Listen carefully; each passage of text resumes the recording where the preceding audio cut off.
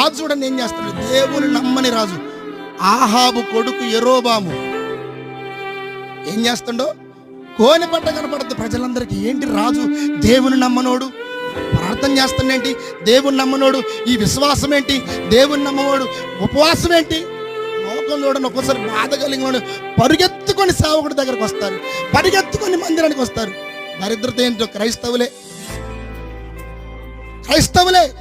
దేవుని దగ్గరకు రారు, త్వరపడి దేవుని మీద ఆధారపడరు, త్వరపడి దేవుడు అంటే భయభక్తులు చూపించరు, త్వరపడి ప్రార్థన చేయరు, త్వరపడి ఉపవాసము ఉంటారు. రాజండి యెరోబాము ఆహాబు కొడుకు, నమ్మకం లేని వ్యక్తి మోకాళ్ళ ప్రార్థన చేస్తుండు, ఉపవాసం ఉంటుండు, దేవుని సన్నిధిలో అంగలారుస్తుండు.